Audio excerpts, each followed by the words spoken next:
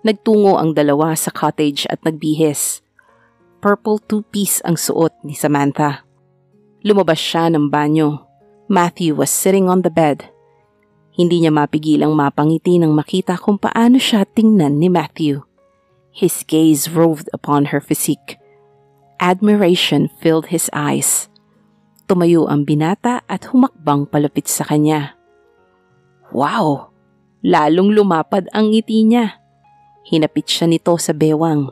Agad naman na kumalat sa katawan niya ang init na nagmumula sa katawan ng binata. Huwag na lang kaya tayong mag-swimming.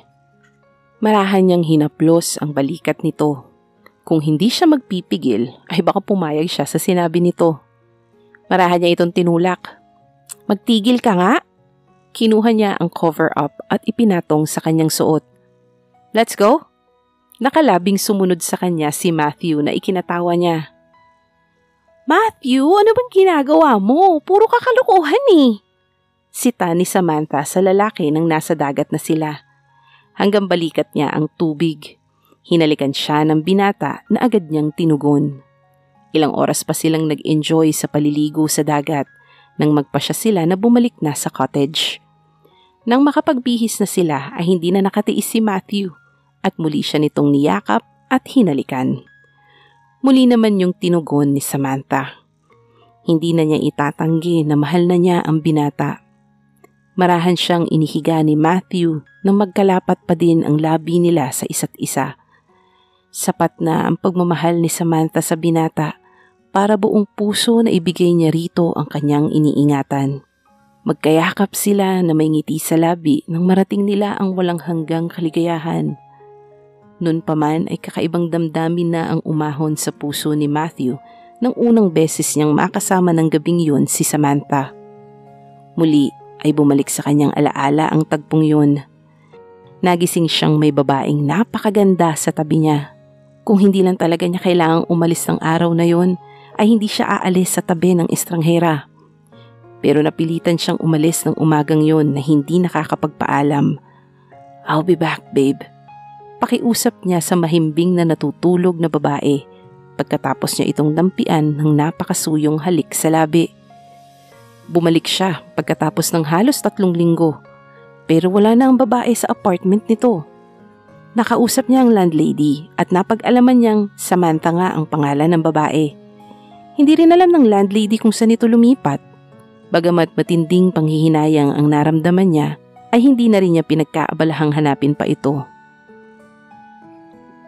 Kumatok si Matthew sa pinto ng opisina ng kanyang lola na nasa loob mismo ng mansyon at itinulak ito pabukas kapag kwan.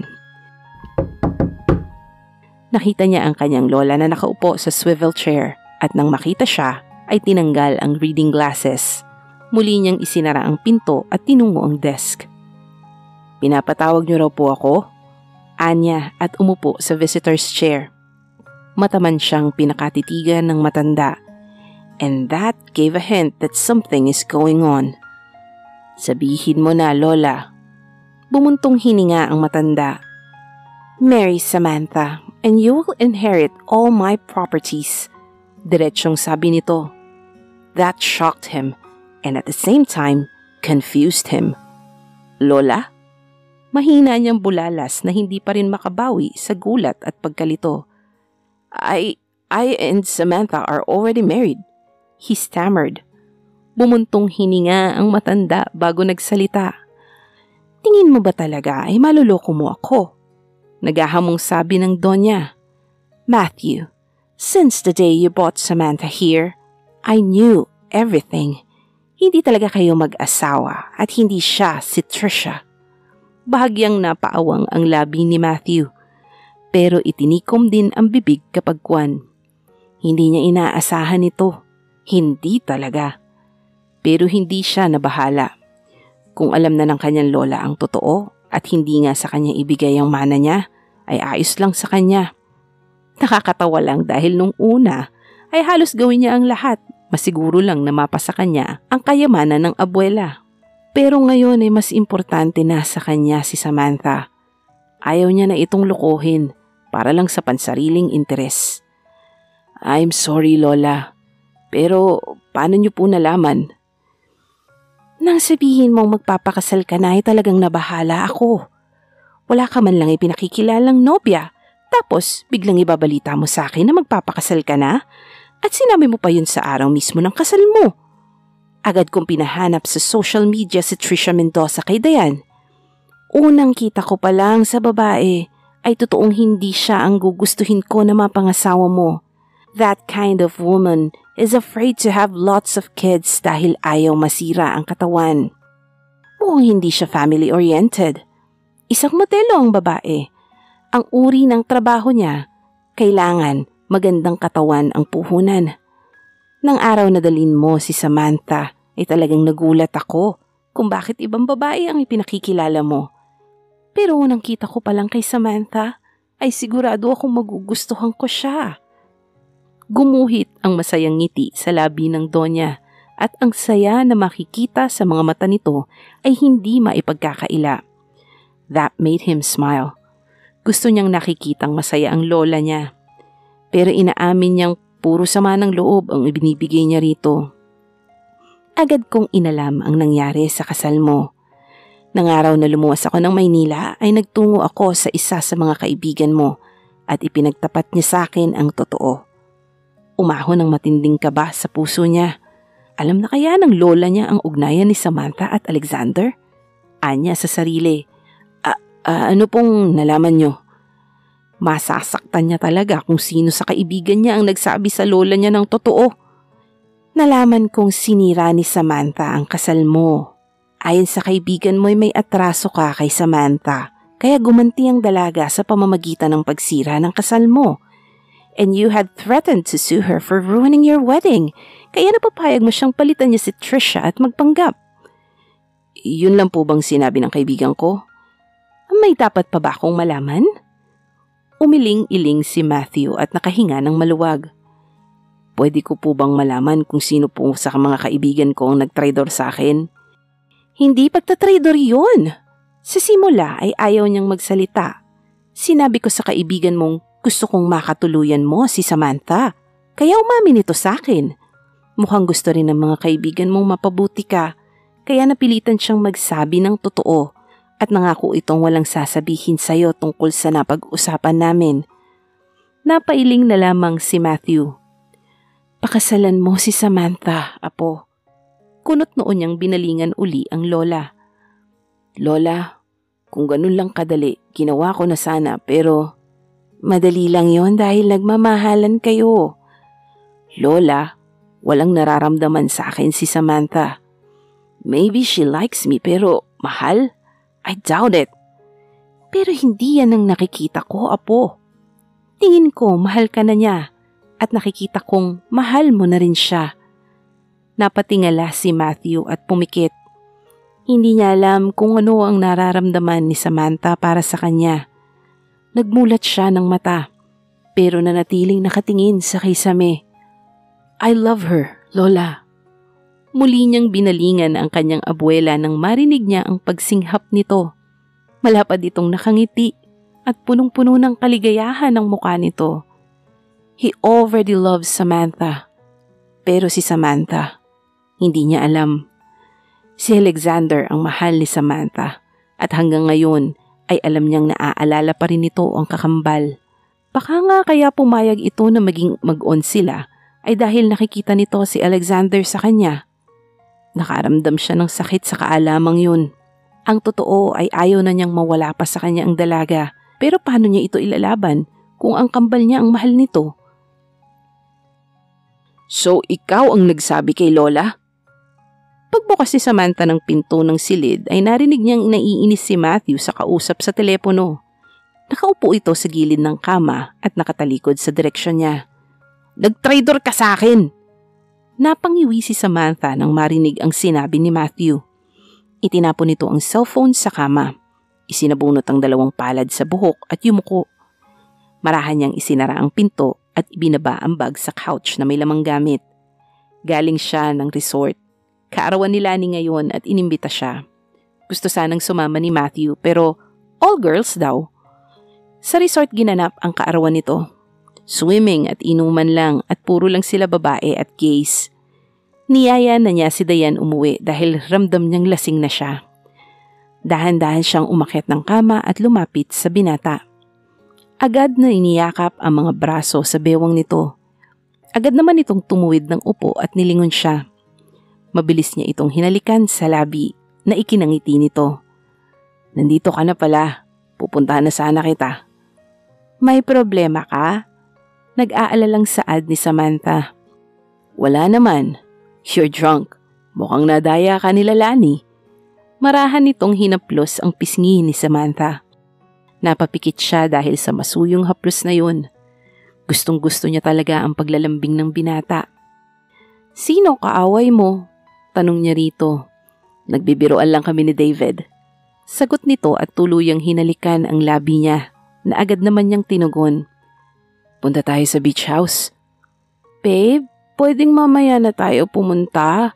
Muli niyang hinalikan ang labi nito na tinugon naman ni Matthew pero agad ding pinutol at tumayo. Sa beach house na natin ituloy. Naglalambing na saad ni Matthew. Napalabi naman si Samantha at tumawa naman si Matthew. Ibinagsak ni Samantha ang katawan sa kama at madiing ipinikit ang mata nang maramdamang tila umiikot ang kanyang paligid. Naparami talagang ininom niya.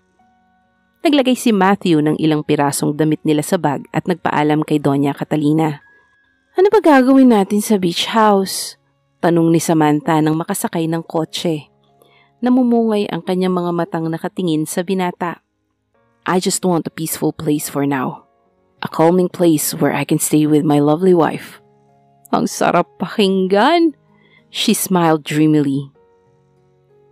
Tahimik na nakahiga si Matthew sa isang lounge chair na malapit sa dalampasigan. Nakatanaw sa madilim na karagatan nang lapitan siya ni Samantha. Hey! Pukaw niya sa pananahimik nito.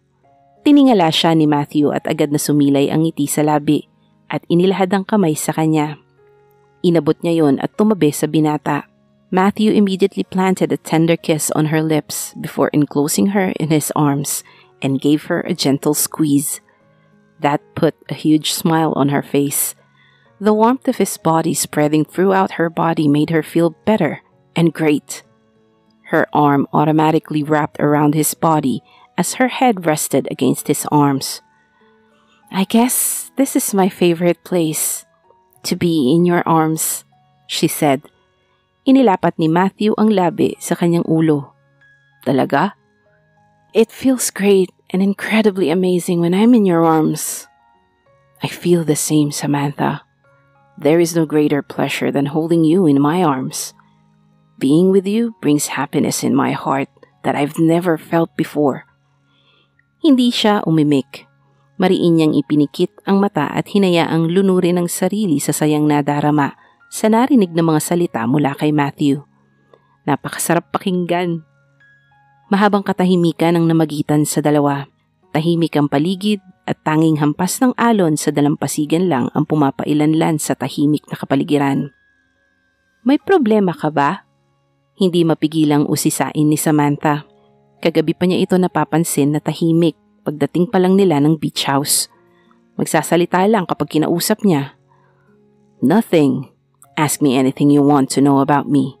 Sasagutin kong lahat. Mabilis niya itong tiningala. She gave him a confirmation look.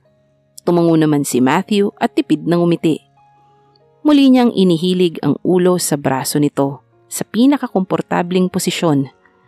Marami siyang gustong itanong sa binata. Lalo na ang tungkol sa kung bakit ito galit kay Alexander at sa mama nito. That's too personal, kaya hindi niya magawang itanong. Pero bago niya itanong ang bagay na yon, mas maganda siguro kung mag-light question muna siya. Tumikhim siya bago nagsalita. Sa lahat ba ng naging nakarelasyon mo noon, si Trisha bang pinakagusto mo? Yes. Walang pag-aalin lang ang sagot nito. Ang honest? Marahang natawa si Matthew at hinalikan siya sa ulo. Maganda siya. She's perfect at talagang bagay kayo. Really? Why does she sound so insecure? Pero totoong nakakaramdam siya ng insecurity. Ang ganda kasi ng babaeng yun at kahit sino ay makakaramdam ng insecurity. Talaga? Tingin mo, mas bagay kami kaysa sa atin? Mas magaling akong magluto sa kanya, marunong akong maglinis ng bahay na paniguradong hindi niya kayang gawin. Halos pabulong niyang sabihin. Humalakhak si Matthew at mahigpit siyang niyakap. I like you more than I like her. Umismid siya. Sabi mo lang yan, kasi ako ang nasa tabi mo. Iba ang nararamdaman ko para kay Trisha. She's just a good friend of mine at alam kong ganun rin siya sa akin. Medyo nagulat nga ako nung pumayag siya na ang alokin ko siya ng kasal. Hindi ko yun inaasahan. Para lang kaming kaibigan pero may kakaibang samahan? Ganun ba? Tama ka. But there's a woman na sa kanya lang ako nakaramdam ng panghihinayang. Nakasama ko siya ng isang gabi. It happened a year ago. Ako ang unang lalaki sa buhay niya. I woke up the next morning with this lovely stranger and I planted a tender kiss on her lips as I murmured that she was very beautiful na hindi ko ginagawa sa mga babaeng nakakasama ko. Pero kailangan kong umalis ng umagang yun.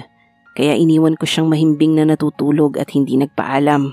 Kung hindi ko lang kailangang umalis ng umagang yun, I would have spent the whole day with her. Nakangiting saad ni Matthew.